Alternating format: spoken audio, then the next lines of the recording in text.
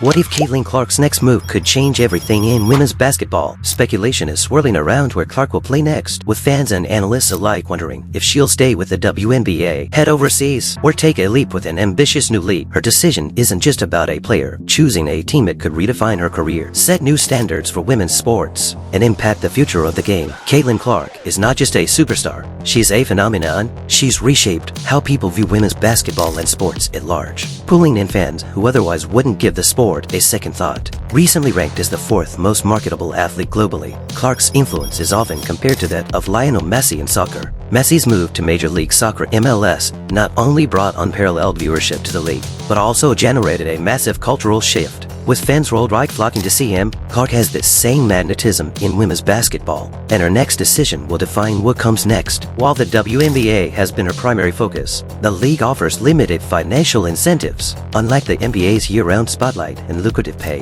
the WNBA season runs from May to October, and top salaries are a fraction of those in men's sports. Jackie Young, one of the WNBA's top earners, brings in $150,000, a stark contrast to NBA players who make hundreds of millions. The average WNBA player earns just $100,000, making it difficult to sustain a career without supplementing income elsewhere. Clark's own WNBA salary is around $79,000, and though she's financially comfortable thanks to a $28 million Nike contract, she's undeniably underpaid when considering her impact and fan draw. This disparity drives many players to seek opportunities abroad, where leagues in countries like Russia and Bosnia offer significantly higher salaries. For instance, in 2015, Diana Taurasi earned $1.5 million to play in Russia, and Jonquil Jones made her WNBA salary in just a month playing overseas. While Clark could easily command an even bigger contract abroad, she turned down a $5 million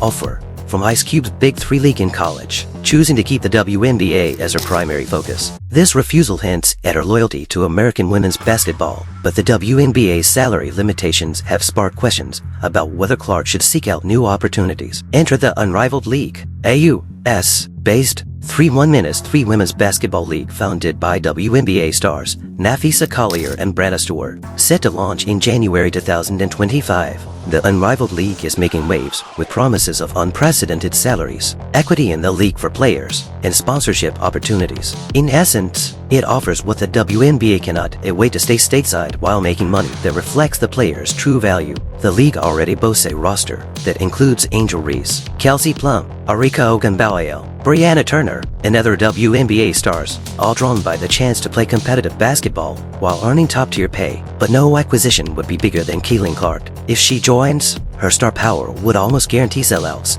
and adds serious weight to the league's negotiations with sponsors and broadcasters. In the world of startup leagues, the presence of a transcendent talent like Clark could be game-changing. Investors know this, which is why they're reportedly prepared to offer her a groundbreaking contract taken to the Messi-like package he received for joining MLS, while Clark's salary wouldn't reach the same heights as Messi's $150 million. Unrivaled could entice her with equity in the league, a percentage of subscription revenue from season pass sales, and a competitive salary potentially reaching the millions. Not only would this elevate her earning potential, but it could also establish her as a stakeholder in a league designed to make a lasting impact on women's sports. One aspect that could make this unrivaled deal particularly appealing to Clark is that it allows her to stay connected to the U.S. basketball scene without having to travel across the globe. The league's January start time would allow her to take a break after the WNBA season before resuming play, and the season is just 8 weeks long. It's a shorter, less demanding schedule, allowing Clark to play basketball at a high level and rake in significant earnings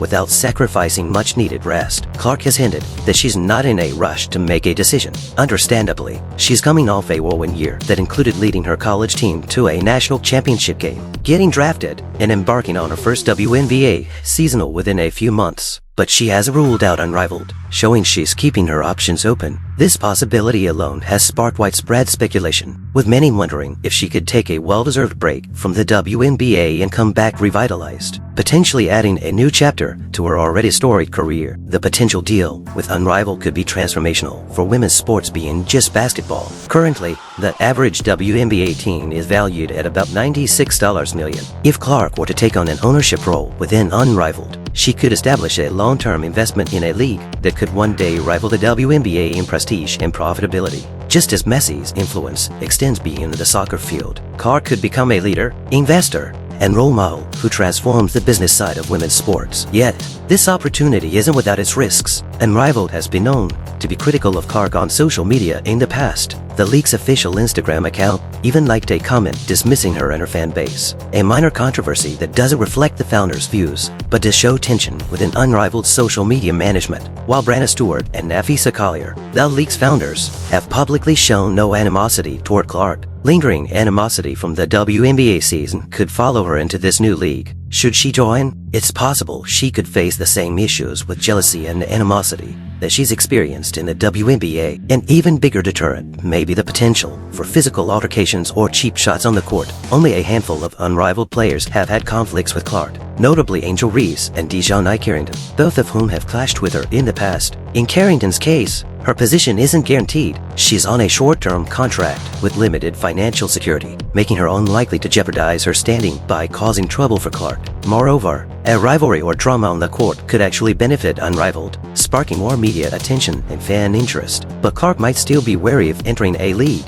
where her popularity and skill make her a prime target for competitors. There's also the consideration that Clark has shown limited interest in the 3-1-3 format. She turned down Ice Cube's Big 3 opportunity and has never been particularly involved in 3-1-3 tournaments, even at the international level with Team USA. While Clark could undoubtedly adjust to this format and thrive, it's possible she simply isn't interested in playing anything other than traditional 5-1-5 basketball. Her commitment to the full-court game has defined her career thus far, and the 3-1-3 format might not appeal to her desire to compete at the highest level. But what if Clark takes a different route entirely? She could choose to sit back and observe Unrivaled's inaugural season. If the league performs well and attracts significant investment, she could join later and leverage her star power for an even more lucrative contract. Conversely, if Unrivaled struggles, she would have dodged a bullet and maintained her flexibility for future opportunities. One intriguing possibility is that Clark could be eyeing a more groundbreaking role in women's sports. With her influence, it's not outlandish to think she might consider starting her own league or embarking on a unique partnership that brings women's basketball to a new level of visibility and profitability.